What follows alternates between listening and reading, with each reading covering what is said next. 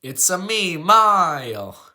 So the Super Mario Brothers movie came out recently. So that's what we're gonna talk about. This is interesting because this is one of the most divisive movies I've seen in a long time. General audiences love it, but critics seem to hate it.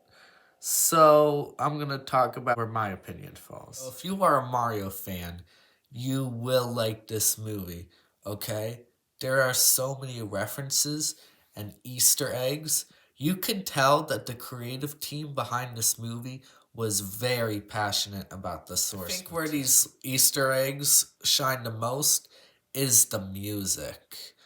There are so many songs from the Mario games in here, and if you're a Mario fan, you might feel a little overwhelmed trying to remember where all the songs come from. There's also an original song sung by Jack Black as Bowser, and it is very good. Since we're mentioning Jack Black, we should probably talk about the casting.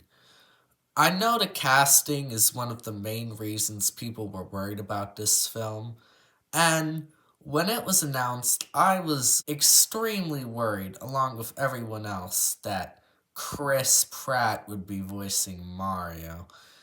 But after watching the movie, I can say with absolute certainty Chris Pratt nails Mario, and so does everyone else. Now, I know that may sound odd, but let me explain. In the video game, Mario has a very distinct voice. And while I think Mario's voice is great, it's not exactly the best for a 90-minute movie. Think about it. Mario's voice is very high and up pitch, It's me, a Mario, yahoo! And well, that's fine in a video game where you hear a voice line every couple minutes. Imagine hearing that for 90 minutes straight. Like, that just not, you just can't do that for a movie. So I think Chris Pratt was the right option. Now, you might be thinking, sure, the video game voice is a little exaggerated, but couldn't have Chris Pratt tried to do a more Italian voice? Well, this works. He sounds normal, and during the entire movie, I I only once remembered that this was Chris Pratt and not actually Mario. I also really liked how this movie handled its characters. Obviously, Mario was the focus, but it really felt like all the major characters had time to shine.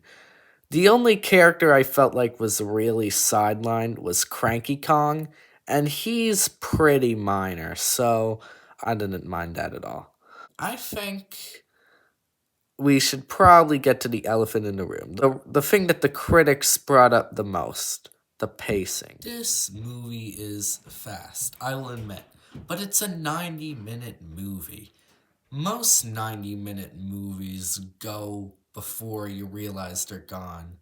Like, what did you want? And it's not just pacing that the critics have a problem with, but also the plot. They're all like, oh, it's paper thin, not enough plot.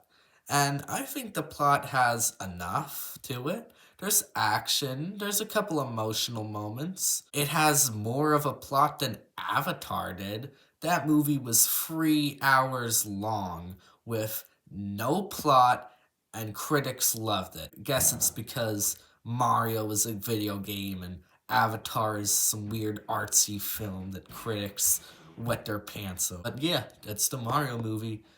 If you like Mario, you should definitely watch this. And if you don't like Mario or don't care for him, maybe skip it because, I mean, it's really just a love letter to fans. I give the Mario movie a 9.5 out of 10.